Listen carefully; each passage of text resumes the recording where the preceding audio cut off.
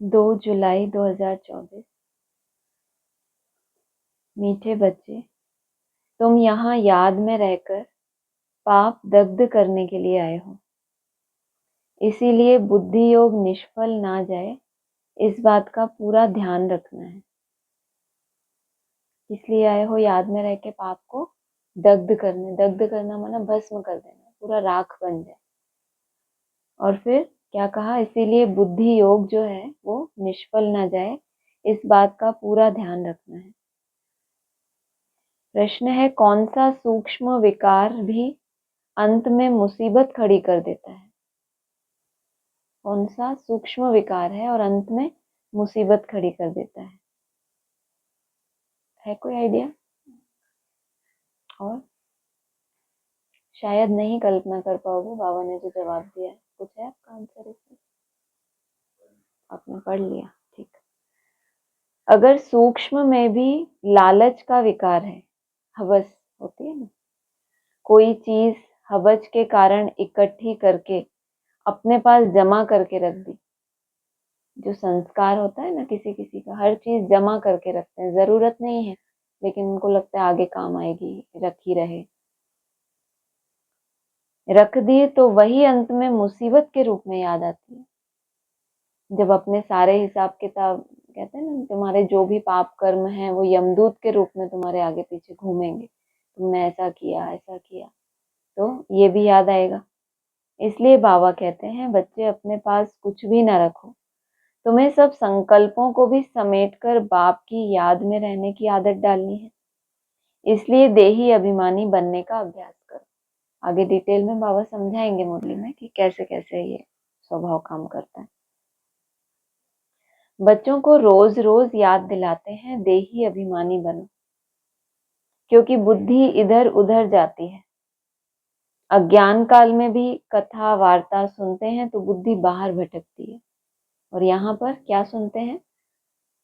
मुरली सुनते हैं तो बुद्धि बाहर भटकती है, नहीं भटकती? बुद्धि बाहर भटकती है मुरली सुनते सुनते? एक तो है जो मुरली सुनता है और नहीं ना, यहाँ भी भटकती है। इसीलिए रोज रोज कहते हैं देही अभिमानी बनो। वह तो कहेंगे हम जो सुनाते हैं उस पर ध्यान दो, धारण करो। शास्त्र जो सुनाते हैं वह वचन ध्यान पर रखो। यहाँ तो बाप आत्माओं को समझाते हैं, तुम सब स्टूडेंट देही अभिमानी होकर बैठो। वहां तो गुरुओं को पता नहीं है कि बुद्धि का भटकना कैसे बंद होगा, तो वो क्या बोलते हैं? ध्यान से सुनो, इधर ध्यान दो, बुद्धि मत भटकाओ। और बाबा क्या सिखा देते हैं साथ? देही अभिमानी बनो, तो बुद्धि भटकेगी ही नहीं। शिव बाबा आते हैं पढ़ाने के लिए। ऐसा कोई कॉलेज नहीं होगा जहां समझेंगे शिव बाबा पढ़ाने आते हैं। ऐसा स्कूल होना ही चाहिए पुरुषोत्तम संगम युग पर। स्टूडेंट बैठे हैं और यह भी समझते हैं परमपिता परमात्मा आते हैं हमको पढ़ाने, शिव बाबा आते हैं हमको पढ़ाने।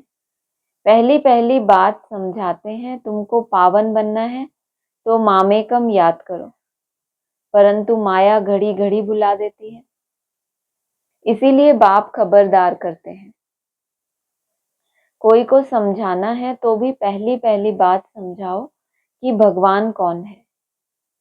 भगवान जो पतित पावन, दुख हरता, सुख करता है, वह कहाँ है? उनको याद तो सब करते हैं। जब कोई आफतें आती हैं तो कहते हैं हे भगवान रहम करो। याद तो सब करते हैं, लेकिन अंतर क्या है? जब कोई आफतें आती हैं तो क्या कहते हैं? हे भगवान रहम करो। जब तक ऐसी कोई बहुत बड़ी आफत नहीं आ रही तब तक याद करते हैं। वहां यहाँ ब्राह्मणों में कैसे है? किसी को बचाना होता है तो भी कहते हैं हे भगवान, ओ गॉड, हमको दुख से लिबरेट करो। दुख तो सबको है, यह तो पक्का मालूम है। सतयुग को सुखधाम कहा जाता है, कलयुग को दुख धाम कहा जाता है।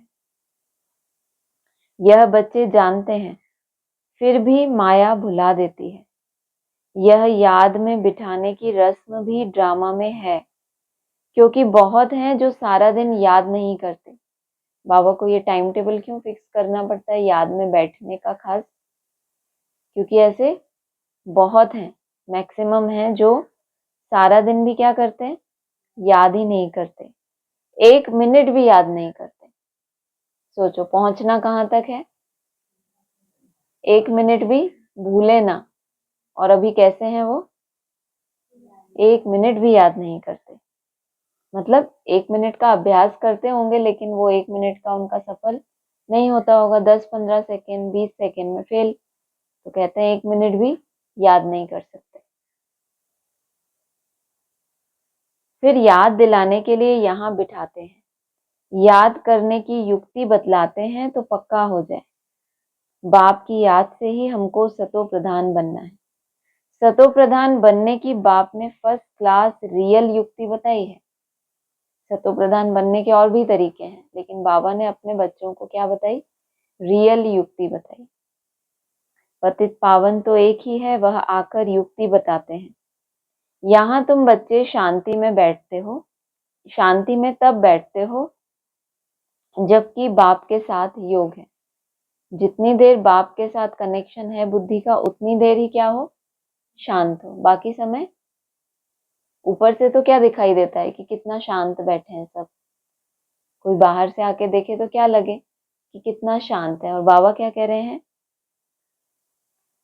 यहाँ तुम बच्चे शांति में तब बैठते हो जब बुद्धि योग बाप के साथ है। अगर बुद्धि का योग यहाँ वहां गया तो शांत में नहीं है, गोया क्या है, अशांत है। जितना समय यहाँ वहां बुद्धि योग गया वह क्या हो गया, निष्फल हो गया। उसका आपको कोई रिजल्ट फल मिलने वाला नहीं, क्योंकि पाप तो भस्म हुए ही नहीं। क्या बोला, जितना समय, तो वो क्या हो गया समय आपका, निष्फल। बोला ना, जो इतनी मेहनत कर रहे हो और फल चाहते हो, लेकिन बुद्धि योग यहाँ वहां गया, आपने अटेंशन कोई रखा ही नहीं। अब बुद्धि योग यहाँ वहां जाए वो देखने के लिए भी पहले क्या चाहिए आपको, हाँ अटेंशन। मतलब पहले किसको जीते, तो पहले फिर बुद्धि योग के ऊपर ध्यान रखें। पता नहीं चल रहा, झेल भी रहे हो यहाँ बैठे बैठे। हाँ, पहले निद्रा से ऊपर उठेंगे तब बुद्धि योग के ऊपर आंख रख पाएंगे कि ये कहाँ जा रहा है। नहीं तो आपको लगेगा बस मैं तो शांत में ही हूँ। नींद में भी कहाँ शांति ही मिलती है ना, रात को सो जाते हो तो शांति नहीं मिलती। तो ये बहुत डिफरेंस करने के लिए बहुत सूक्ष्म बुद्धि चाहिए कि मैं नींद में हूँ कि शांति में हूँ। पता लगता है किसी को, ऐसा कोई महारथी है कि मैं नींद में हूँ कि शांति में हूँ, या ये अनुभव होता हो कि नींद में भी शांति का ही अनुभव होता है? ये तो बहुत कॉमन है। वरना जो आपने ड्रिल इमर्ज की है कि मैं बाप की गोद में फरिश्ता रूप में बैठा हूँ, वो आपके सामने ही रहे हर समय। अगर वो थोड़ी भी इधर उधर गई, समझो या तो आप आलस में गए या तो फिर बुद्धि योग यहाँ वहां भटक गया। तो पहले तो क्या चाहिए, अलर्टनेस चाहिए कि हम पूरा टाइम होश में रहें। पहले अलर्ट होने की मेहनत करो, सेकंड मेहनत क्या करो, अब बुद्धि योग को एकाग्र करें। क्योंकि पाप तो कटते नहीं है, बुद्धि योग यहाँ वहां गया तो पाप तो कटे नहीं। दुनिया यह नहीं जानती कि पाप कैसे कटते हैं, इसीलिए बाबा बार बार कहते हैं ये याद की सब्जेक्ट बहुत महीन सब्जेक्ट है। दुनिया नहीं जानती कि पाप कैसे कटते हैं, यह बड़ी महीन बातें हैं। ब्राह्मणों के भी तो प्रश्न उठते हैं ना, हम इतना योग करते हैं, ये सब करते हैं, पाप कट रहे हैं कि नहीं हमें कैसे पता चले।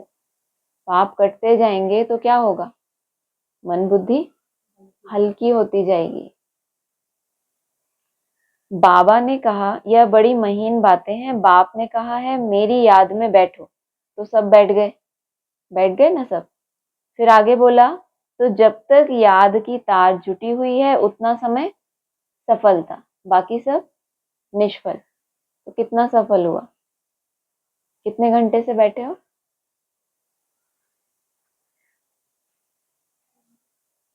फिर कोई एवरेज आता है कि मेरा कितना समय सफल हुआ? इनको आता होगा, कितना समय सफल हुआ आज, आधा घंटा। और आप लोगों को है कुछ आइडिया? नहीं, चार्ट कैसे भरते हो फिर? ट्रैफिक कंट्रोल भी भरते हो? हाँ, बस बाकी ठीक। जरा भी बुद्धि, हाँ यहाँ तो आज बिल्कुल मार्जिन ही नहीं दे रहे। वैसे तो कहते हैं मनसा में कितने भी तूफान आए कोई उसकी परवाह मत करो। आज किनको पढ़ा रहे हैं? जो स्पेशल याद के लिए बैठ रहे हैं, मेहनत कर रहे हैं, उनको बोल रहे हैं कि बैठ तो रहे ही हो, उठ तो रहे ही हो, अमृत वेला कर रहे हो, सब कर रहे हो, क्या करो उसमें? बुद्धि योग के ऊपर और थोड़ी संभाल करो कि मेरा निष्फल ना हो, ज्यादा से ज्यादा सफलता मेरी झोली में आए। तो जब तक याद की तार जुटी हुई है, जरा भी बुद्धि इधर उधर गई तो वह टाइम वेस्ट हुआ, निष्फल हुआ। बाप का डायरेक्शन है ना कि मुझे याद करो। अगर याद नहीं किया तो निष्फल हुआ। मुरली का पॉइंट है 8 रतन है तो जरूर 8 घंटा बाबा को याद करते होंगे। तो उस समय चार्ट कैसा भरते होंगे? जो बाबा ये कह रहे हैं जरा भी बुद्धि योग इधर उधर गया तो वो क्या हो गया आपका? निष्फल। उसको आप नहीं भर सकते। तो 8 घंटा याद करते होंगे। 8 घंटा तो सभी याद करते हैं ना, लेकिन बाबा ने कहा है 8 रतन है तो जरूर 8 घंटा बाप को याद करते होंगे। तो वो वाली याद है जिसकी परिभाषा बाबा हमें समझा रहे हैं। बच्चे मुझे याद कर, बाप का डायरेक्शन है ना कि बच्चे मुझे याद करो। अगर याद नहीं किया तो निष्फल हुआ। इससे क्या होगा? होगा क्या? रिजल्ट बता रहे हैं, तुम जल्दी सतो प्रधान नहीं बनेंगे, टाइम थोड़ा ज्यादा लगेगा। फिर तो आदत पड़ जाएगी, यह होता रहेगा। आत्मा इस जन्म के पाप तो जानती है। भले कोई कहते हैं हमको याद नहीं है, परंतु बाबा कहते हैं 3-4 वर्ष से लेकर सब बातें याद रहती हैं। सात्विक बुद्धि हो अगर, तो जब आपकी लौकिक एज 3-4 वर्ष के थे तब से लेके अपनी सारी कर्म कहानी याद रहती है। शुरू में इतने पाप नहीं होते जितने बाद में होते हैं।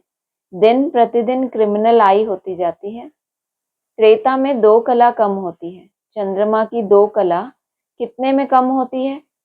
धीरे धीरे कम होती जाती है। फिर 16 कला संपूर्ण भी चंद्रमा को कहा जाता है, सूर्य को नहीं कहते। सूर्य क्या होता है? चंद्रमा की 16 कला और सूर्य कलातीत। चंद्रमा की है 1 मास की बात। कितनी बात है? 1 मास। 1 मास माना 30 दिन।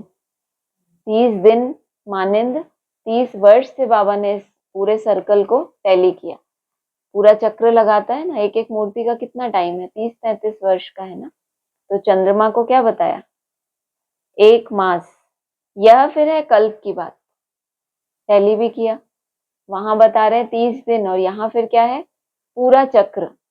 30-33 वर्ष में वो आत्मा पूरा अपना 84 का चक्र लगा लेती है।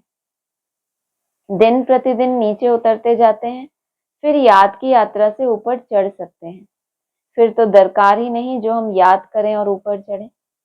सतयुग के बाद फिर उतरना है। सतयुग में भी याद करें तो नीचे उतरे ही नहीं। ड्रामा अनुसार उतरना ही है तो याद ही नहीं करते हैं। उतरना भी जरूर है, फिर याद करने का उपाय बाप ही बतलाते हैं, क्योंकि ऊपर जाना है। संगम पर ही आकर बाप सिखलाते हैं कि अब चढ़ती कला शुरू होती है। हमको फिर अपने सुखधाम में जाना है। बाप कहते हैं अब सुखधाम में जाना है तो मुझे याद करो। याद से तुम्हारी आत्मा सतो प्रधान बन जाएगी। तुम दुनिया से निराले हो। वैकुंठ दुनिया से बिल्कुल न्यारा है। जो भी ब्राह्मणों की दुनिया होगी, बोला ना ऊपर, तुम अपने सुखधाम में जाते हो। अपने ही तन मन धन से वो दुनिया तुमने बनाई है। बाप ने तो तुमको नई दुनिया की सौगात दे दी मन बुद्धि में। फिर प्रैक्टिकल में क्या हुआ? प्रैक्टिकल में तुम बच्चे अपने ही तन मन धन से, अपने पुरुषार्थ से, अपने त्याग से, तपस्या से क्या करते हो? दुनिया का स्थापन करने के निमित्त बनते हो। तो बाबा ने कहा तुम दुनिया से निराले हो, तो तुम्हारे द्वारा तुम जिस दुनिया के निमित्त बनते हो वैकुंठ भी क्या है? क्या बताया अभी? एकदम न्यारा है। माना ब्राह्मणों की दुनिया में वैसा कोई दूसरा संगठन हो ही नहीं सकता। तब कहेंगे न्यारा। हैरानी हो पुरानी दुनिया, पुराने ब्राह्मणों की दुनिया को, कि इस रूटीन में तो हम कभी रह ही नहीं सकते। उनके लिए असंभव और आपके लिए सहज, क्योंकि लंबे समय का पुरुषार्थ आपको क्या करता है, मदद करता है ना। तो प्रैक्टिकल धारणा कैसे होती है? बाबा ने कहा, अभी अभी बाबा ने डायरेक्शन दिया और अभी अभी आपने उसको फॉलो किया, तो इसको कहेंगे गरम गरम हलवा खाना। बाबा ने डायरेक्शन दिया, आपने 1 महीना 2 महीना साल, प्योरिटी की पावर नहीं है ना। प्योरिटी से क्या होता है, बाबा ने बोला प्योरिटी से कोई भी धारणा प्रैक्टिकल, जितनी ज्यादा प्योरिटी है, क्यों विजय माला का आवाहन करो कहते हैं, परिवर्तन शक्ति आएगी। उनको स्प्रे दो पीछे, परिवर्तन शक्ति आएगी तो नहीं, आपको ही परिवर्तन शक्ति आएगी तो परिवर्तन होगा, ये होगा, बहुत सारी बातें करते हैं ना।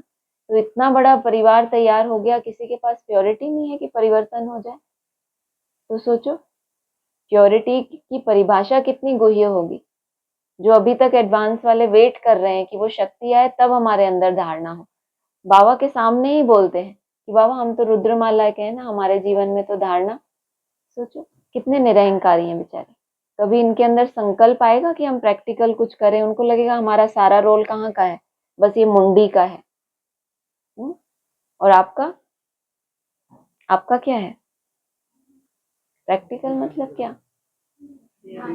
पूरी शरीर सहित हर धारणा। बाबा ने हमें कोई भी धारणाएं, पहले हमें कर्मेंद्रियों की प्योरिटी सिखाई, फिर ज्ञानेंद्रियों में। ज्ञानेंद्रियों में सब कुछ कवर होता है, मुख भी कवर होता है, आंखें नाक, ये सब कुछ पवित्र बनना है हमारा। तो कितनी प्योरिटी चाहिए? और अगर सिर्फ आपको इतना बोला जाए बस आप ज्ञान सुनते रहो, दूसरों को सुनाते रहो बस, और तो कितने आप निश्चिंत हो। कोई जीवन में प्रैक्टिकल आपको करना नहीं है। हाँ, फिर वैकुंठ को न्यारा किस हिसाब से कहें? निराला। निराला उसको कहा जाता है कि भाई ये तो निराले ही लोग हैं, जिसको देख के लोग हाथ जोड़ें कि हम ऐसे नहीं रह सकते, बहुत सुंदर है आपका, बहुत अच्छा है, खान पान, रहन सहन, अमृत वेला सब बहुत अच्छा है, लेकिन हम दूर से नमस्कार करते हैं।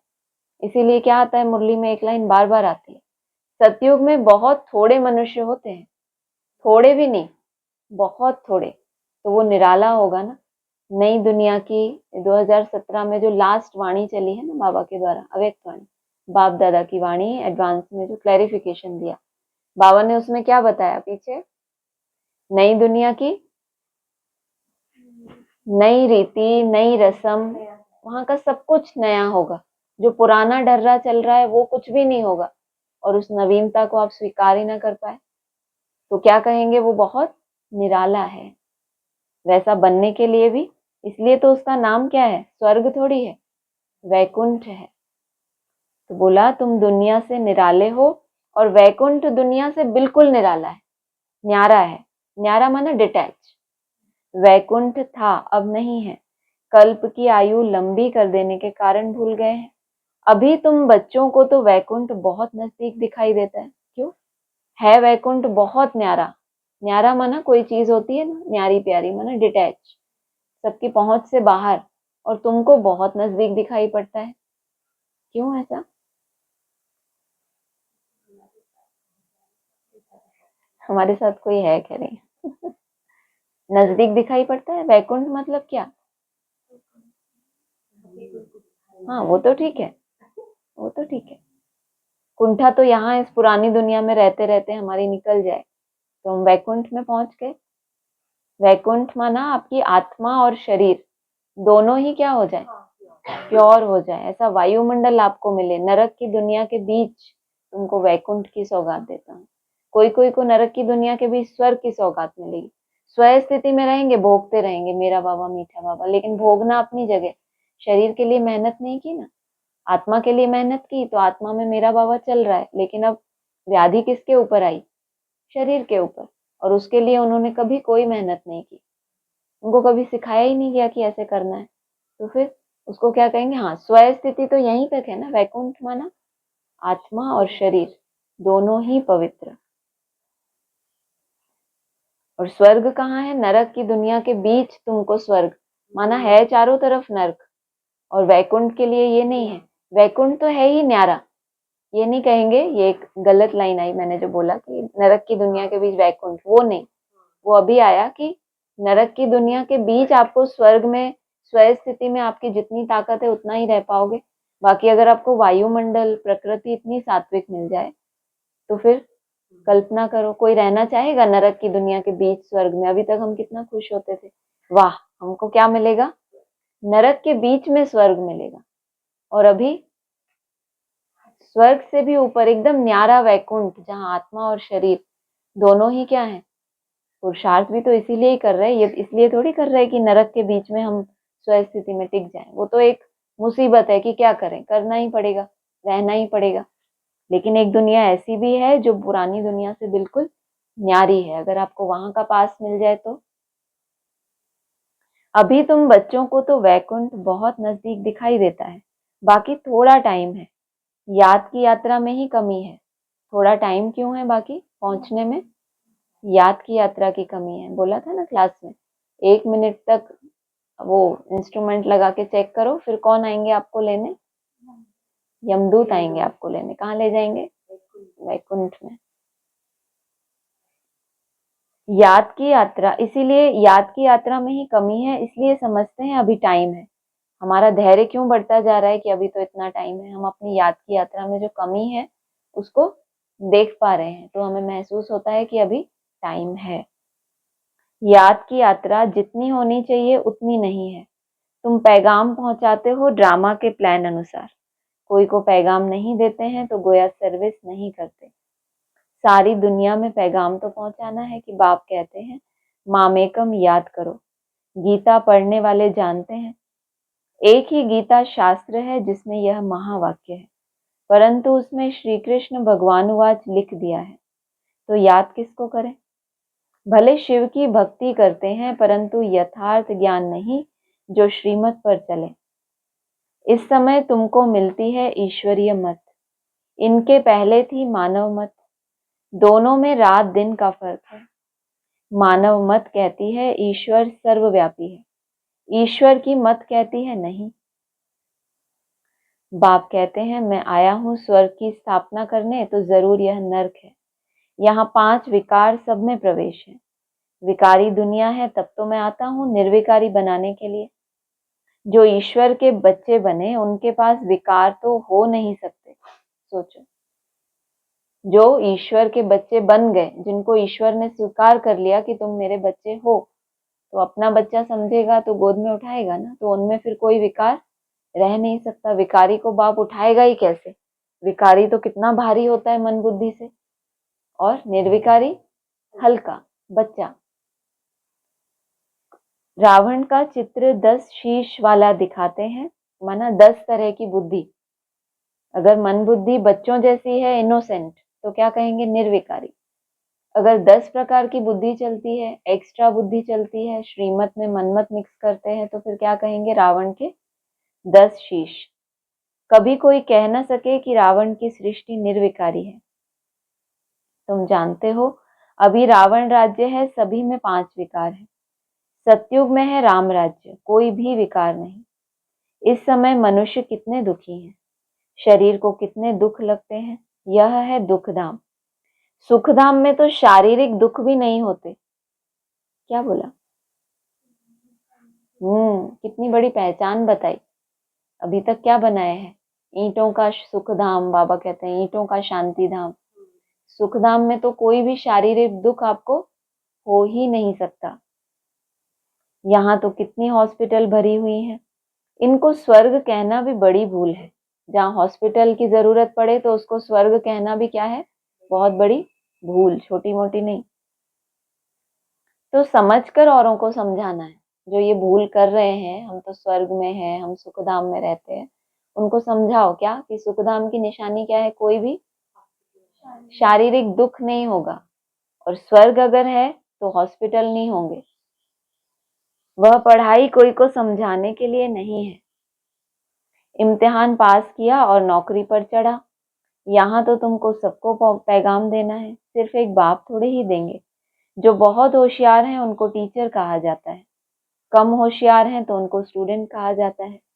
तुम्हें सबको पैगाम देना है। पूछना है भगवान को जानते हो? वह तो बाप है सबका। तो मूल बात है बाप का परिचय देना, क्योंकि कोई जानते नहीं है। ऊंच से ऊंच बाप है, सारे विश्व को पावन बनाने वाला है। सारा विश्व पावन था जिसमें भारत ही था, और कोई धर्म वाला कह ना सके कि हम नई दुनिया में आए हैं। वह तो समझते हैं हमारे से आगे कोई होकर गए हैं। ये कौन समझेंगे आगे चल के? जो दूसरे धर्म वाले हैं, वो कभी ये नहीं कह सकते कि हम नई दुनिया में आए। तो बहुत टाइम बीत जाता है, आधा कल बीत जाता है, तब उनको वो स्टेज मिलती है जो देवी देवताओं ने 2500 दिन पहले ही प्राप्त कर ली थी। तो वो ये नहीं कह सकते कि हम नई दुनिया में आए। नई दुनिया तो पहले ही स्थापन हो चुकी, अब हमको उसमें प्रवेश मिला। वह तो समझते हैं हमारे से आगे कोई होकर गए हैं। क्राइस्ट भी जरूर कोई में आएगा, उनके आगे जरूर कोई थे। बाप बैठ समझाते हैं, मैं इस ब्रह्मा तन में प्रवेश करता हूँ। यह भी कोई मानते नहीं कि ब्रह्मा के तन में आते हैं। अरे ब्राह्मण तो चाहिए जरूर, ब्राह्मण कहाँ से आएंगे? जरूर ब्रह्मा से ही तो आएंगे ना। अच्छा, ब्रह्मा का बाप कभी सुना? रिफ्रेशमेंट ले लो एक बार आप। ब्रह्मा का बाप कभी सुना है कि ब्रह्मा का बाप कौन होता है? कौन है ब्रह्मा का बाप? हाँ, टीचर बताए। ब्रह्मा का बाप कौन? प्रजापिता माना? और कोई नाम उनका? राम बाप? परम ब्रह्म? राम बाप बोला तो नहीं ना, परम ब्रह्म बोला। तो ब्रह्मा का बाप कभी सुना? वह है ग्रेट ग्रेट ग्रैंडफादर। जो ब्रह्मा का बाप है वो कौन है? ग्रेट ग्रेट ग्रैंडफादर कब कहते हैं? जब कुछ आइडिया?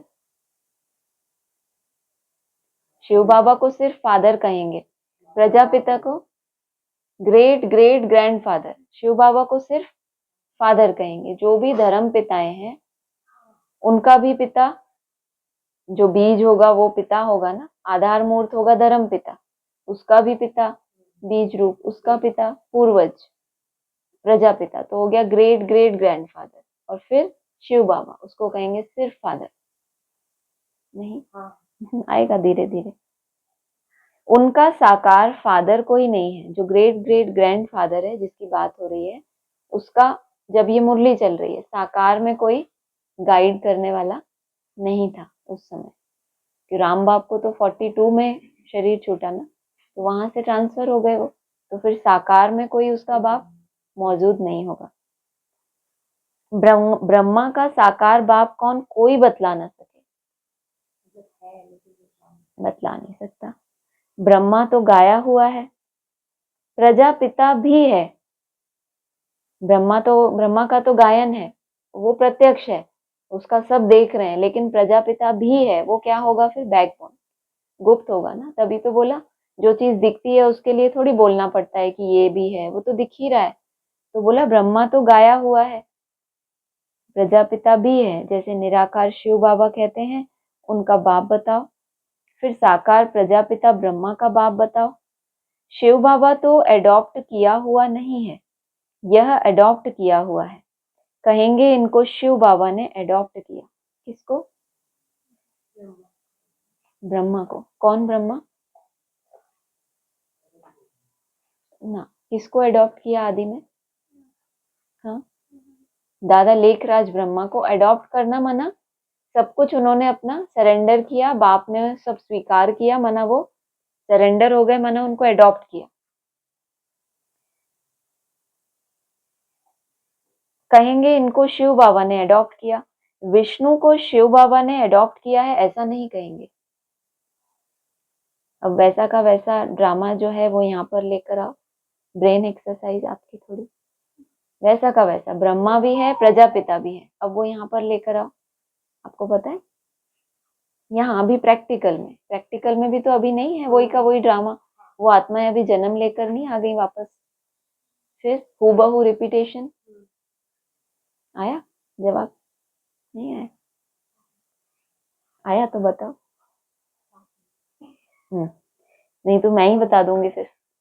गलत हुआ तो फिर गलत होगा तो इसके और हाँ ठीक है। तो कहेंगे इनको शिव बाबा ने अडॉप्ट किया।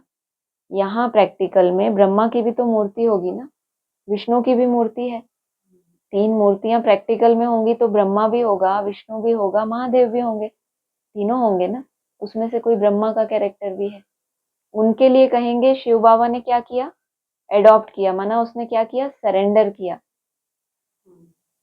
सरेंडर दादा लेखराज ने भी क्या किया था, सरेंडर किया था ना। और विष्णु के लिए, विष्णु के लिए कहेंगे सरेंडर किया। बाबा ने एक मुरली में बोला है, क्या लाइन है वो, बच्चे कब बाप के आगे अर्पण नहीं होते हैं।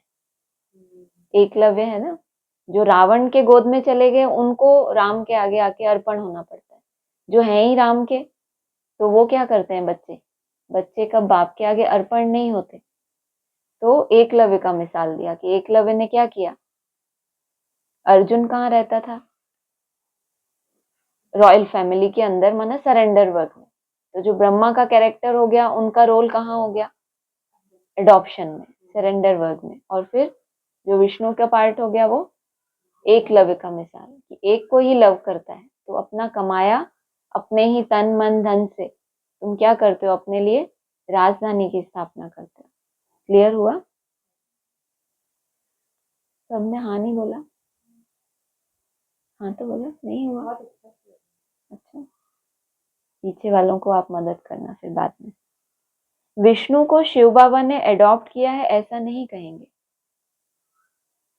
यह तो तुम जानते हो ब्रह्मा सो विष्णु बनते हैं।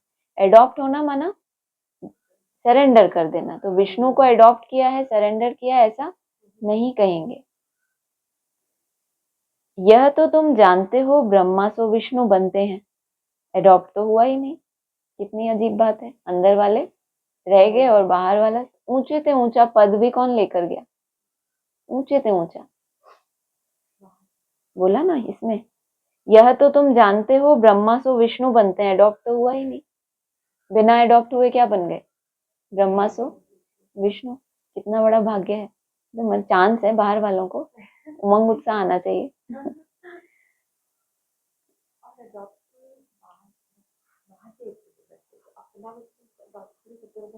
वही बाबा ने मुरली में बोला है कि बच्चे कब बाप के आगे अर्पण नहीं होते हैं। जो पराये होते हैं, रावण की गोद में चले गए, उनको अर्पण कराया जाता है कि चलो सरेंडर करो, ऐसा। जो है ही बच्चे, जन्म जन्मांतर कभी बिछड़े ही नहीं, बस आदि में साथ थे, थोड़ा टाइम बीच में बिछड़े, लेकिन वो सर्कुलेशन उनके अंदर कैसा है, किसी भी रूप में बाप आ जाए, गुप्त रूप में, साधारण रूप में, डमरू वाले रूप में, कभी चक्री में आते हैं, उनके अंदर वही सर्कुलेशन आएगा जो बाप बोल रहा है, डमरू का असर नहीं होगा। इससे ही क्या पता चलता है, जो वहां सरेंडर होके बैठे हैं उनके ऊपर डमरू काम कर रहा है, वो भाग भाग के जा रहे हैं। और जो कभी सरेंडर ही नहीं हुआ, उसको क्या दिख रहा है, उसको वो सत्यम शिवम सुंदरम का साक्षात्कार हो रहा है। तो क्या कहेंगे, पक्का बच्चा हुआ ना। बाप जो कहना चाह रहा है, जिस स्टेज में वो पहुंच गया, उसी स्थिति में वो चीज आपके अंदर जाए। इसका मतलब एक ही ब्लड दौड़ रहा है दोनों जगह। एक निराकार शिव से जितना उसको प्यार है, उनको भी प्यार है, तो कहेंगे एक ही सर्कुलेशन है। फिर वो निराकार शिव क्या करते हैं, दोनों को संगम पे मिलाते हैं, नहीं मिलाते। जब बेसिक में होते हैं तो किसको याद करते हैं, निराकार को ही याद करते हैं। वो दोनों कैरेक्टर जो भी अपने अपने टाइम पर, फिर एक टाइम आता है तो क्या करता है बाप, दोनों को संगम हो जाता है। तो उसको कहेंगे बाप और बच्चे का रिलेशन, जिसका देह से कोई लेना देना है ही नहीं। बोला ना सतयुग में इधर बाप को भी साक्षात्कार होता है, अभी मेरे पास बच्चा आने वाला है, उधर बच्चे को भी ऐसे आता है कि मेरा अब ये शरीर छूटने वाला है, पहले से ही उसको आभास होता है। ये सब बेहद की बातें हैं। उस दिन हमने, अच्छा बोल रहे हो, उस दिन बात नहीं की थी इस बारे में, कोई तो हाँ बोलो। हाँ नहीं, आपको ही बताना है अब, तो बताओ आप क्या बोला था। कोई बात नहीं, जितना याद है, कोई पनिशमेंट नहीं, नो माइनस मार्किंग। हो उस दिन हमने बात नहीं की थी, मैया बताएगी।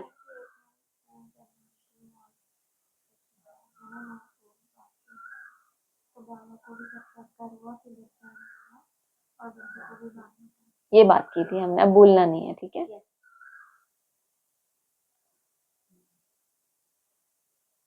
जानते हो ब्रह्मा सो विष्णु बनते हैं, एडॉप्ट तो हुआ ही नहीं। शंकर के लिए भी बताया है, उनका कोई पार्ट है नहीं।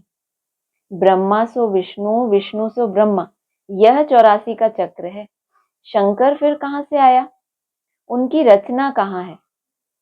उनकी रचना कहाँ है? कहाँ है रचना? रचना का पार्ट है या विनाश का पार्ट है? कौन सा पार्ट? तो फिर रचना रहेगी या खुद ही खलास कर देंगे? क्या करेंगे? तीसरी सृष्टि को खुद ही खलास किया या किसी को बुलाया कि अरे बेचारे मेरे बच्चे कितने नष्टो मोहा है। हाँ, पहली सृष्टि दूसरी सृष्टि तो चलो ड्रामा अनुसार खलास हो गई, तीसरी को किसने विनाश किया? पहले ही बता दिया। अब ये तीसरी सृष्टि भी क्या हो जाएगी? विनाश। तो वो रचना बचेगी? एक बार के लिए सब अनिश्चय बुद्धि, तो रचना खलास हो गई या रही? बाबा की रचना है, बाबा माना अव्यक्त ज्योतिर्लिंगम, उनकी रचना तो ये सारी ब्राह्मणों की दुनिया है, लेकिन उसके बीच में एक पार्ट है, किसका? सिर्फ विनाश का। उसमें कोई ऐसा नहीं कि प्रैक्टिकल में कोई बहुत उनको प्योरिटी या ये सब चीजों की कोई धारणाएं करानी है, विनाश का पार्ट है। तो वाणियों में डमरू डमरू ज्यादा दिखेगा या फिर उसमें बहुत धारणाएं सिखाई जाएंगी कि ऐसा ऐसा। उसमें से भी जो बच्चे अमृत को खींच लें तो हाँ हाँ, तो सागर मंथन से क्या निकलता है? पहले पहले उसको ग्रहण किसने किया? महादेव ने। तो कंठ कैसा हो गया? नीला हो गया। माना वाणी कैसे निकलेगी अब? विषैली। तो वो वैसे तो नहीं अमृत वाणी निकलेगी कि जिससे आप देवता बन जाए, फिर भी गूंजी विनाश की वाणी, फिर भी कितनी कल्याणी। ये क्यों बोलते हैं? क्योंकि वो जो नई दुनिया स्थापन हुई है वो सौगात भी किसने दी है? उसी बाप ने दी है बच्चों को, कोई और नहीं आया था ऊपर से उतर के। उसी ने ही एक तरफ विनाश के लिए डमरू बजाए, उसको सिलेक्शन करना था ना, छन्नी करना था कि इसमें से कौन से ऐसे बच्चे हैं कि बोल को नहीं पकड़ते, वाइब्रेशन को पकड़ते हैं, भाव को पकड़ते हैं। क्योंकि निशानियां बताई हैं, देवताएं कैसे समझते हैं? इशारों से, मनुष्य बोलने से। तो ज्यादातर एडवांस में बोल को पकड़ा गया है या उसके इशारों को पकड़ा गया? इशारे तो बहुत कम होते हैं, बहुत कम। एक लाइन बोल के छोड़ देंगे। अगर आपने डिटेल पूछा तो फिर घूमते रहो गोल गोल, आपको उसका वैसा नहीं। अगर इतना योग बल है तो मंथन करो, फिर वेरीफाई करो, हो सकता है कहीं और एक इशारा मिल जाए। तो ये नई दुनिया की सौगात का ये जो नया मंथन, ये आया कहाँ से है? वहीं से आया है ना। लेकिन मंथन उतना ही एक्यूरेट होगा जितनी आपकी क्या होगी? बहुत आराम फरमा रहे हैं आप, क्या बात।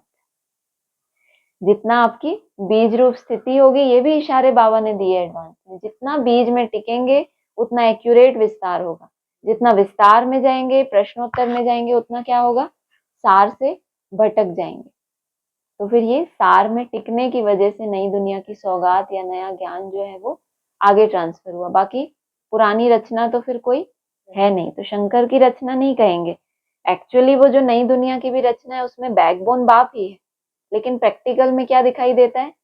विष्णु की मूर्ति, वो प्रैक्टिकल दिखाई देती है। और ऐसा लगता है शंकर ने क्या किया? ज्ञान सुना या डमरू बजाए और गुप्त हो गए। तो उसका कोई पार्ट, जैसे कि ऐसा वाला कोई पार्ट नहीं दिखता कि वाह दुनिया में कोई बहुत बड़ा चमत्कार दिखा दिया। गुप्त पार्ट, साधारण पार्ट। उनकी रचना कहाँ है? बाप की तो रचना है, वह सब आत्माओं का बाप है, और ब्रह्मा की रचना है सब मनुष्य। शंकर की रचना कहाँ है? क्या बोला है मुरली में? शंकर का तीसरा नेत्र खुला तो बिच्छू टिंडन की सृष्टि पैदा हुई। मुरली का पॉइंट है ना, शंकर से मनुष्यों की सृष्टि नहीं रची जाती, कौन पैदा हो जाते हैं? बिच्छू टिंडन। पार्ट ही विनाश का है। बाप आकर यह सब बातें समझाते हैं, फिर भी बच्चे घड़ी घड़ी भूल जाते हैं। हर एक की बुद्धि नंबरवार है ना। सारा खेल किसका है? बुद्धि का। जितनी बुद्धि उतनी टीचर की पढ़ाई धारण कर सकते हैं। यहीं पे सब नंबरवार हो गए। जिसकी जैसी, जिस धर्म की जितनी गलीच और जितनी श्रेष्ठ बुद्धि थी, उस हिसाब से टीचर तो सुप्रीम ही था। टीचर में कोई दोष नहीं था कि ऐसा बातें ही क्यों की कि हम प्रभावित हो गए। अरे टेस्ट कैसे होता है? कहते हैं ना, ऐसा कितना ऊपरी एग्जाम होता है, जितना ज्यादा पद पाना है उसका टेस्ट पेपर कैसा होता है? उतना ज्यादा क्रिटिकल, ताकि उसमें बहुत थोड़े पास हो पाए। तो पता चले कि क्वालिटी की आत्माएं कौन है, क्योंकि सतयुग में होते ही बहुत थोड़े हैं। यह है बेहद की पढ़ाई, पढ़ाई के अनुसार ही नंबरवार पद पाते हैं। भले पढ़ाई एक ही है मनुष्य से देवता बनने की, परंतु डिनाइस्टी बनती है ना। सिर्फ पढ़ाई से ही अगर देवता बनना होता तो कितना आसान था।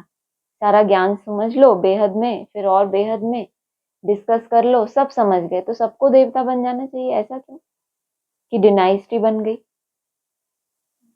सुनने सुनाने के बाद आता है प्रैक्टिकल, अब मेहनत करने की बात, वहां पर सब फेल हो जाते हैं। जब अपने शरीर को तपाना पड़ता है, जब त्याग करना पड़ता है, वहां पे सब पीछे कदम हटाते हैं। तो इसीलिए देवताओं की डिनाइस्टी तो बनती है, लेकिन देवता बनने की पढ़ाई तो एक ही है, लेकिन वहां पर भी पद हो जाते हैं। यह भी बुद्धि में आना चाहिए कि हम कौन सा पद पाएंगे। किसी की बुद्धि में आता है? हाँ दे दे, बुद्धि में आना चाहिए, आता है बाबा के हिसाब से आना चाहिए। कुछ आता है आपके? क्या आता है? कौन सा पद पाना चाहिए? ना ना, वो वाला नहीं। अभी अपने दिल पे हाथ रखो तो क्या लगता है हम कौन सा पद पा सकते हैं? अभी नहीं आता ना, नहीं आता तो बोलना है कि कुछ नहीं आता। हाँ, माना फल की इच्छा को त्यागे बैठे हैं। वाह, ये गीता के साकार स्वरूप आत्मा है। बाबा वैसे ही पूछे जाते हैं। हाँ, क्या पूछा अभी? यह भी बुद्धि में आना चाहिए कि हम कौन सा पद पाएंगे।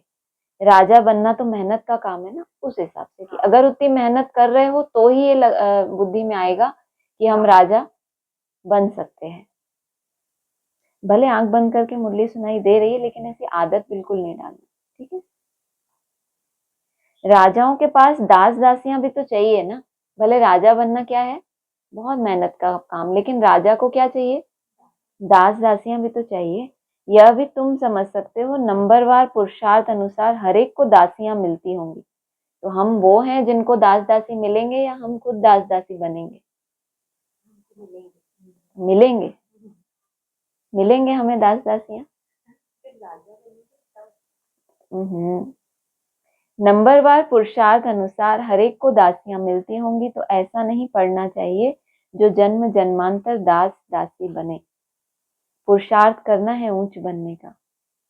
तो सच्ची शांति बाप की याद में है। तो बैक टू द टॉपिक हो गए, जहां से शुरू किया था बाबा ने। क्या शुरू किया था वाणी? आज क्या हाईलाइट किया बाबा ने? याद में तो तुम सब बैठते हो, लेकिन जितना समय, हाँ आगे पूरा बोलो।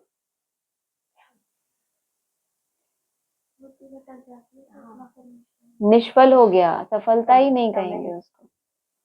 तो सच्ची शांति बाप की याद में है। जरा भी बुद्धि इधर उधर गई तो टाइम वेस्ट होगा, कमाई कम होगी, सतो प्रधान बन नहीं सकेंगे। यह भी समझाया है। अभी तो ये प्रयास है कि जरा भी बुद्धि टिक जाए तो वही बहुत बड़ी बात है। ये तो क्या बात कर रहे हैं, वो विशेष आत्माएं होंगी ना, असाधारण पुरुषार्थी, जिनको बाबा तीव्र पुरुषार्थी कहते हैं। उनके लिए बहुत सहज है बुद्धि को एक जगह पे एकाग्र करना। उनके लिए बोला, पीछे आपके, उनके लिए क्या बोला कि उनकी बुद्धि अगर जरा भी इधर उधर गई तो क्या कहेंगे? Time waste. यह भी समझाया है, हाथों से काम करते रहो, दिल से बाप को याद करो। ये तो आप कर सकते हो नहीं? शरीर को तंदुरुस्त रखने के लिए घूमना फिरना, यह भी भल करो, परंतु बुद्धि में बाप की याद रहे। अगर साथ में कोई हो तो झगमुई झगमुई नहीं करना कि जब तक अकेले बैठे हैं तो मौन, हम एकांत में हैं। जैसे ही हम पब्लिक में गए, लोगों के बीच में, तो वो संस्कार समाप्त, और फिर बोल बोल बोल बोल शुरू।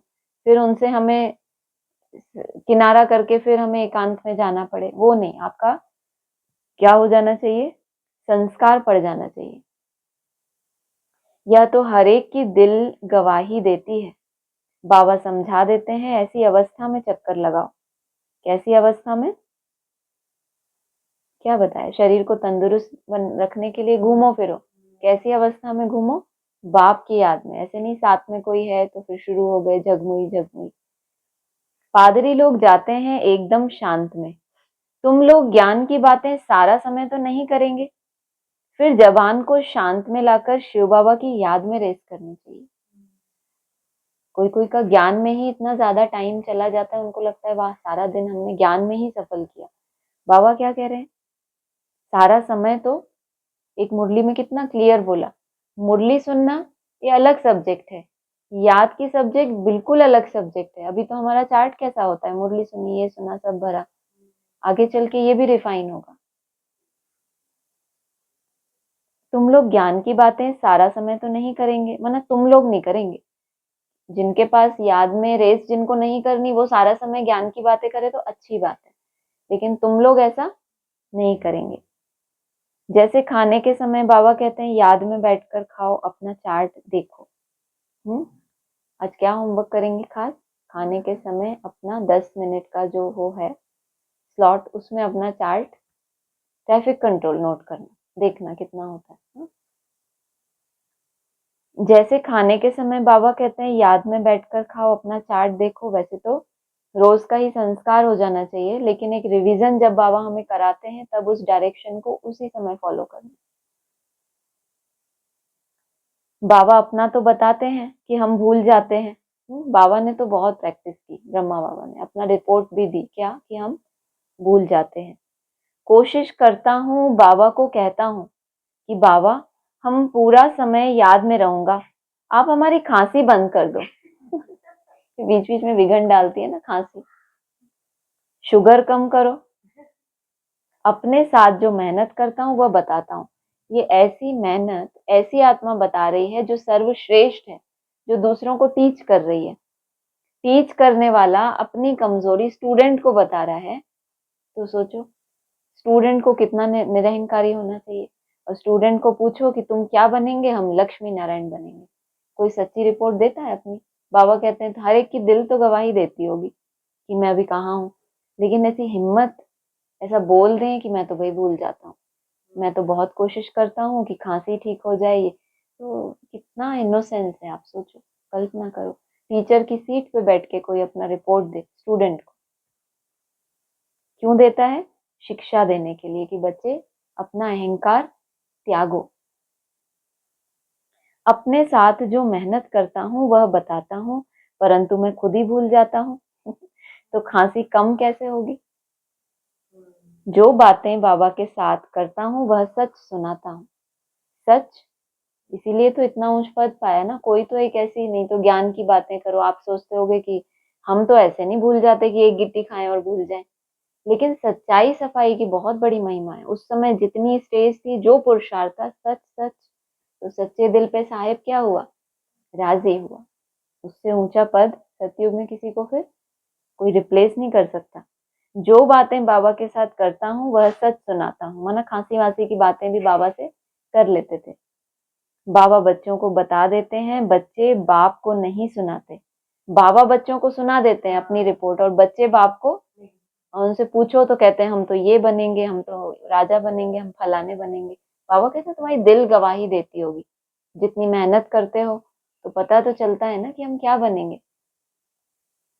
बच्चे बाप को नहीं सुनाते, लज्जा आती है। झाड़ू लगाओ, खाना बनाओ, तो भी शिव बाबा की याद में बनाओ तो ताकत आएगी। यह भी युक्ति चाहिए, नहीं तो क्या करो, बनाओ ही मत। याद में नहीं बना सकते तो क्या करा दिया? बाबा ने मुरली में बोला ना, बाबा ने इन बच्चों का खाना पीना सब बंद करा दिया। बाबा को इसमें भी बड़ा मजा आता है। वो पॉइंट सुना है आप लोगों ने? नहीं सुना? आज आपको सुनाएंगे सबको मुरली के बाद, ठीक? झाड़ू लगाओ, खाना बनाओ, तो भी याद में बनाओ तो ताकत आएगी। यह भी युक्ति चाहिए, इसमें तुम्हारा ही कल्याण होगा। फिर तुम याद में बैठेंगे तो औरों को भी कशिश होगी। जब तुम इतनी मेहनत करके फिर याद में बैठेंगे तो क्या होगा? औरों को भी कशिश होगी। एक दो को कशिश तो होती है ना, जितना तुम जास्ती याद में रहेंगे उतना सन्नाटा अच्छा हो जाएगा। ये कोई है खास तुम, जिनकी प्रैक्टिस परिपक्व एक लेवल तक हो चुकी, जितना वो याद में रहेंगे, क्योंकि बुद्धि भटकने का इतना ज्यादा मार्जिन उनके पास है ही नहीं, तो वो उनके लिए बाबा कह रहे हैं तुम याद में बैठेंगे तो औरों को कशिश होगी।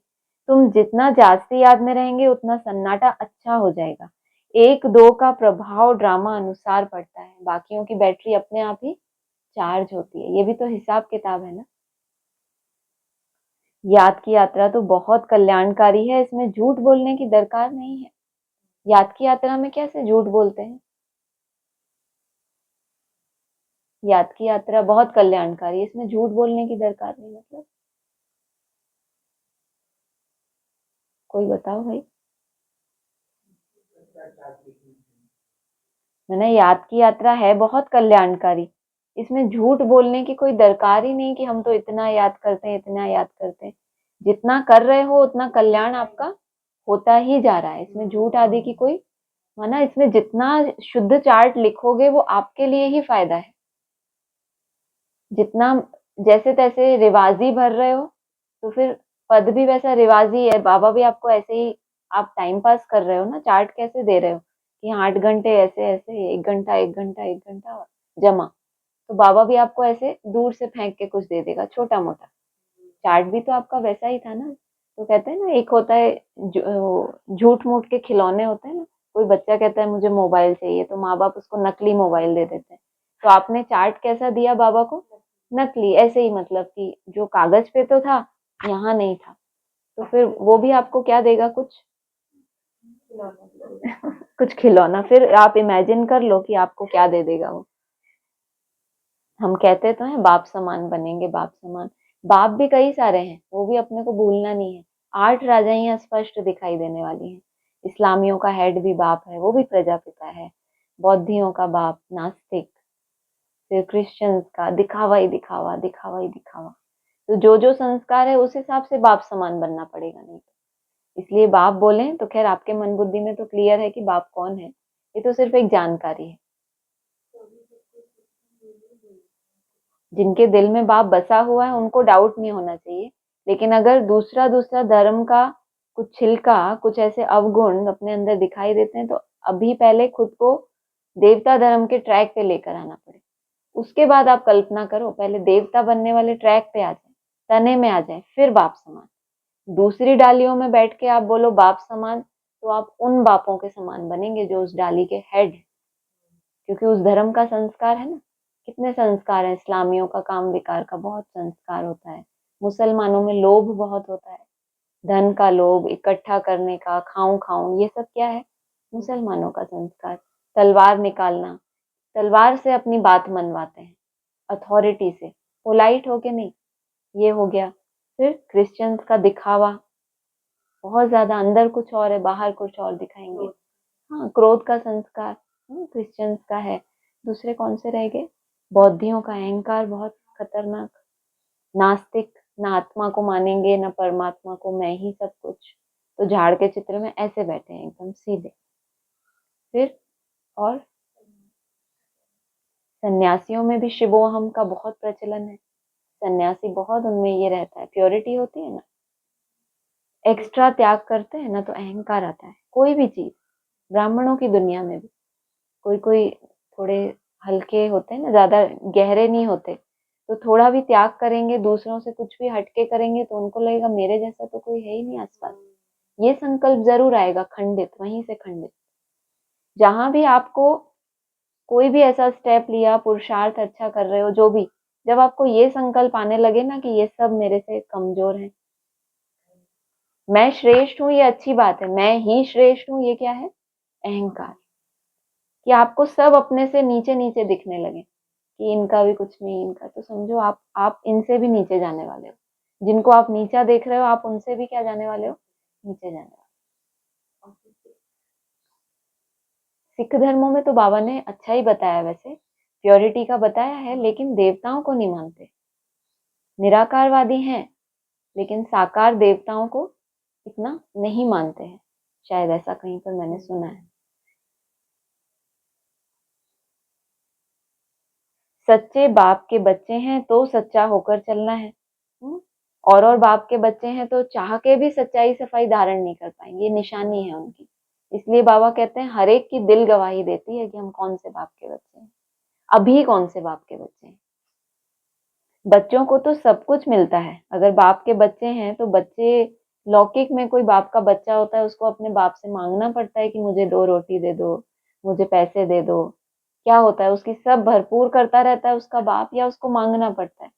और हमें मांगना पड़े बाप से कुछ भी, तो फिर सच्चे बाप के सच्चे बच्चे नहीं।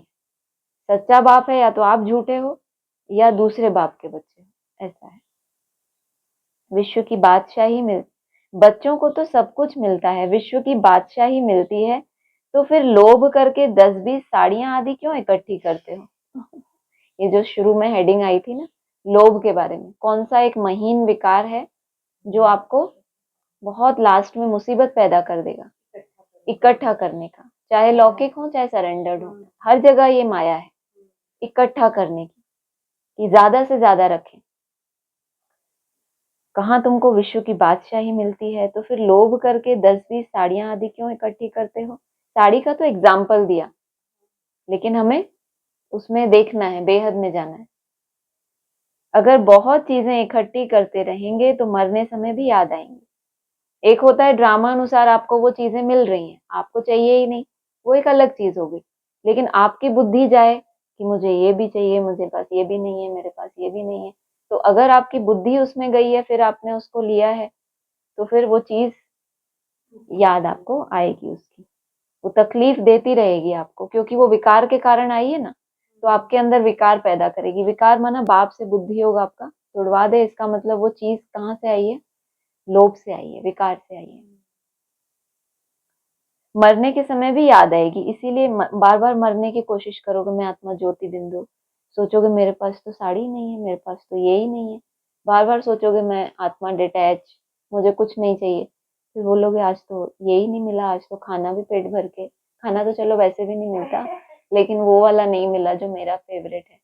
तो वो मरने के समय आपको वही चीजें याद आती रहेंगी। इसलिए मिसाल देते हैं कि स्त्री ने कहा लाठी भी छोड़ दो, नहीं तो यह भी याद आएगी। कुछ भी याद नहीं रहना चाहिए, नहीं तो अपने लिए ही मुसीबत लाते हैं। झूठ बोलने से 100 गुना पाप चढ़ जाता है। शिव बाबा का भंडारा सदैव भरा रहता है, जास्ती रखने की भी क्या दरकार है। जिसकी चोरी हो जाती है तो सब कुछ दिया जाता है। तुम बच्चों को बाप से राजाई मिलती है तो क्या कपड़े आदि नहीं मिलेंगे? सिर्फ फालतू खर्चा नहीं करना चाहिए, क्योंकि अबलाएं ही मदद करती हैं स्वर्ग की स्थापना में। अबलाएं होती हैं, गरीब माताएं होती हैं, यज्ञ में अपना धन अर्पण करती हैं, थोड़ा थोड़ा वो इकट्ठा करती हैं, फिर अर्पण करती हैं। और सरेंडर होके आपने उसको वेस्ट किया अपने स्वार्थ के लिए, तो फिर क्या होगा? आपके ऊपर कितना बोझ चढ़ेगा। उस आत्मा ने मेहनत की, धन दिया बाप की सेवा में, और आपने अपने लिए उसको यूज किया, जिस चीज की आपको जरूरत भी नहीं थी। चलो यज्ञ में हो, आपको जरूरत है तो आप हकदार हो कि आपको वो मिलना चाहिए, लेकिन एक्स्ट्रा इच्छाएं वो फिर अच्छा नहीं बनने देंगी। उनके पैसे ऐसे बर्बाद भी नहीं करने चाहिए। बाबा को कितना फील हो रहा है सोचो, जो बर्बाद कर रहे हैं उनको फीलिंग नहीं आ रही, बाबा को कैसा लग रहा है कि बेचारी अबलाएं। बाबा तो हर एक का जानते हैं ना, बहनों को तो धन मिल गया, कहाँ से आया, कैसे मेहनत से उसने इकट्ठा किया, उन्हें क्या पता। बाबा तो सब जानता है। वह तुम्हारी परवरिश करती हैं तो तुम्हारा काम है उन्हों की परवरिश करना। आप कैसे परवरिश करेंगे? जो लोग आपकी परवरिश करते हैं, यहाँ रहते हो, खाते हो, पीते हो, फिर अब क्या करेंगे परवरिश?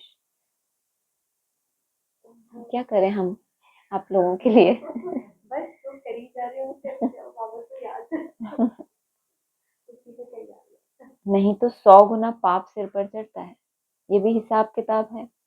जिनका खा रहे हैं, जिनका भी, भले ब्राह्मण है, जिनकी कमाई से हम खा रहे हैं, आप तो नहीं, हम अपनी बात कर रहे हैं, तो फिर क्या होगा? अगर परवरिश नहीं की, अगर इतना सुंदर तपस्या नहीं की जिससे उनकी भी उन्नति हो, बोला ना, एक दो अगर शांति में बैठ जाए तो सन्नाटा वायुमंडल में हो जाता है। उनकी अवस्था में उन्नति नहीं हुई तो फिर आपके ऊपर 100 गुना बोझ। तो कितनी बड़ी जिम्मेदारी हो गई? नहीं हो गई जिम्मेदारी? कभी आती है ये जिम्मेदारी बुद्धि में? आती है? और नहीं आती, बहुत गलत बात। आनी चाहिए, आज के बाद रहेगी बुद्धि में ये जिम्मेदारी। हाँ, लेकिन ये जानकारी तो है ना। हाँ, लेकिन ये अंदर में एक शुभ संकल्प भी आना चाहिए। कोई बात हो जाए तो मनसा सेवा, हाँ, वो तो फिर ना क्यों बोला भाई, डरा देते हो मुझे। ऐसा नहीं, हमको करना चाहिए, ऐसा नहीं, वो अपने आप ही हो जाता है। माना आपके अंदर वो जो बाबा की कही हुई बात है वो घर कर चुकी है कि ऐसा करना है, वही तो कह रही हूँ कि अलग से संकल्प थोड़ी आता है कि हम, परिवार है तो स्वाभाविक आएगा। बाकी जिनका बाबा ने जो विशेष हमें बोला, जो हमारा हिसाब किताब बनता है लेन देन का, वो यहाँ ही चुकतू होना चाहिए। हमें फील भी होगा आगे चल के, हम महसूस भी करेंगे कि जिनसे सेवा हमने ली, हमने उसका रिटर्न यहाँ ही किया। एक अलग सेटिस्फेक्शन मिलेगी कि इनके लिए जो ये संकल्प था कि इनका ये परिवर्तन हो, और वो आपने देखा, आपने बोला नहीं कुछ, आपने ऐसा प्रयोग भी नहीं, आप अपनी याद कर रहे हो कि अगर मेरा दिल सच्चा है तो ये होना चाहिए, तो फिर वो हो गया, समझो आपका हिसाब किताब चुकतू हो गया। कितनी साइंस है इसके पीछे। नहीं तो 100 गुना पाप सिर पर चढ़ता है। अच्छा, मीठे मीठे सिकिलदे बच्चों प्रति माता पिता बाप दादा का याद प्यार गुड मॉर्निंग। रूहानी बाप की रूहानी बच्चों को नमस्ते। रूहानी बच्चों की रूहानी बाप दादा को नमस्ते। सार है, सार क्या होना चाहिए? हाँ, पहला सार तो वही है कि याद में बैठते समय बुद्धि जरा भी उसको मार्जिन नहीं, अपनी तरफ से ढील नहीं देना। पहला काम हमने क्या सोचा था, पहला स्टेप है हमारा जागृत रहने का। सेकंड स्टेप है अब बुद्धि के ऊपर आंख रखनी है कि ये कहाँ कहाँ जाती है। बाप की याद में बैठते समय जरा भी बुद्धि इधर उधर नहीं भटकनी चाहिए, सदा कमाई जमा होती रहे। आपको महसूस हो ये एक पदम, एक मिनट हुआ, एक पदम जमा हुआ, आपको महसूस हो वो 1 मिनट निकल गया है, आपको पता ही ना चले।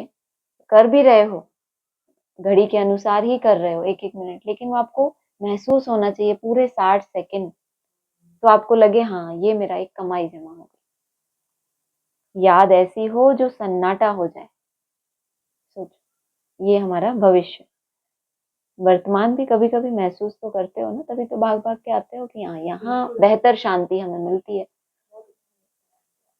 शरीर को तंदुरुस्त रखने के लिए घूमने फिरने जाते हैं तो आपस में परचिंतन नहीं करना। वैसे ये सार में नहीं होना चाहिए था, लेकिन अब है तो क्या करो, जो लोग बहुत जगमुई करते हैं। जबान को शांत में रख बाप को याद करने की रेस करनी है। ऊपर का देखो, इससे ऊपर वाला जो सार था उसमें बुद्धि को एकाग्र करने का बताया, और कहाँ ये जबान को शांत करने का। कोई कोई के साथ, हाँ 2 तरह के बच्चे बाबा के, तो एक सार उनके लिए, एक सार आपके लिए। बाबा कितना बैलेंस रखता है। भोजन भी बाप की याद में खाना है, क्योंकि भोजन खाना तो छोड़ नहीं सकते। उसका नाम ही क्या है? खाना। मतलब खा प्लस मत खा, लेकिन खाना है मुझे। वो कह रहा है कि खा ना, मत खा मुझे, लेकिन मुझे तो खाना ही खराब है। कहते हैं ना, इन्होंने तो हमारा खाना ही खराब किया था। नई दुनिया में यही हाल है। नई दुनिया वालों ने सबका खाना खराब किया हुआ है। वरदान है, निश्चय बुद्धि बन कमजोर संकल्पों की जाल को समाप्त करने वाले सफलता संपन्न भव। कमजोर संकल्पों का भी क्या होता है? एक जाल कैसे होता है? बुनना पड़ता है। जाल ऐसे ही नहीं बनता है, जाल बुनता है धीरे धीरे। एक संकल्प कमजोर, उसके साथ दूसरा कमजोर जुड़ गया, फिर उसमें और एडिशन, क्योंकि नेगेटिविटी बहुत अपने आप आती है, नेगेटिविटी को लाना नहीं पड़ता है। पॉजिटिविटी को लाना एक मेहनत का काम है, क्योंकि पॉजिटिविटी ऊपर है, आप जहाँ खड़े हो नेगेटिविटी तो वही है, तो उसको खींचना पड़ता है ऊपर से, ऊपर वाले की दी हुई है ना। तो बाबा क्या कह रहे हैं? कमजोर संकल्पों के जाल को समाप्त करने वाले सफलता संपन्न भव। पहले कमजोर संकल्पों को हटाएं, फिर शुद्ध संकल्प उसमें लाएं, फिर सन्नाटा हो आगे चले। अभी तक मेजॉरिटी बच्चे कमजोर संकल्पों को स्वयं ही मर्ज करते हैं। ऐसा करते हो कभी? ठीक, कमजोर संकल्प तो कैसे लगते हैं आपको? इमर्ज करते हो? नहीं, मना नहीं कर रही। क्या सोचते हैं? ये कमजोर संकल्प कौन सा, वो भी बाबा ने बताया, ताकि किसी को कोई डाउट नहीं रहे। सोचते हैं पता नहीं होगा या नहीं होगा, ऐसा कौन सोचता है बताओ? हाथ उठा दो। हाय हाय, प्रणाम है आपको। एक टीचर बहन ने हाथ उठाया। भाई सच्चे सच्चे बनो, देखो किसी ने ऑनलाइन हाथ तो नहीं उठाया। पता नहीं होगा या नहीं, ये संकल्प किसको आता है? आता है तो फिर हाथ ही नहीं उठाया, तो सच्चाई सफाई वाली कब बनेगी? वो देखो टीचर बहन ने पहले हाथ आता है ना। धीरे धीरे आगे आ रहे हो सब। क्या बात बोला था? धीरे से बोलते हो ना। बाकी सब किसी ने हाथ तो नहीं उठाया, सब निश्चय बुद्धि। पता नहीं होगा या नहीं होगा, क्या होगा, क्या होगा, होगा भी कि नहीं होगा। एक तो उनको पता ही नहीं है कि क्या होगा, फिर अगर किसी को पता भी है तो वो सोचता है पता नहीं ये होगा कि नहीं जो मुझे पता है। बहुत कुछ है इसमें। या कमजोर संकल्प ही क्या बन जाते हैं, दीवार बन जाते हैं, और सफलता उस दीवार के अंदर छिप जाती है। सिर्फ संकल्प की ही दीवार है, कोई ऐसा नहीं कि बहुत बड़ा कोई पहाड़ है आपके सामने। आपका ही इमर्ज किया हुआ संकल्प, उसको खत्म भी कौन करेगा। मकड़ी जाल बुनती है तो उसको खाना भी किसको पड़ता है, उसी को। या तो फिर परिस्थिति आए, कोई झाड़ू लगे और फिर वो जाला हटे, या तो फिर क्या करे, वो खुद ही अपना जाला समेट के बाबा बाबा बाबा शुरू हो जाए, तो फिर ठीक हो जाए ना। माया कमजोर संकल्पों की जाल बिछा देती है, उसी जाल में फंस जाते हैं। इसलिए मैं निश्चय बुद्धि विजयी हूँ, सफलता मेरा जन्म सिद्ध अधिकार है। इस स्मृति से कमजोर संकल्पों को समाप्त करो। स्लोगन है, तीसरा ज्वालामुखी नेत्र खुला रहे तो माया शक्तिहीन बन जाएगी। उस बैंकर वाली है नहीं ड्रिल। बोलते हूँ जरा, थोड़ी हंसी बन जाए। तीसरा ज्वालामुखी नेत्र खुला रहे तो माया शक्तिहीन बन जाएगी। अच्छा है ना, नहीं बहुत सुंदर। अरे ज्वालामुखी, ज्वालामुखी जब निकलता है ना पहाड़ के अंदर से, एक होता है ज्वालामुखी, एक होती है आग।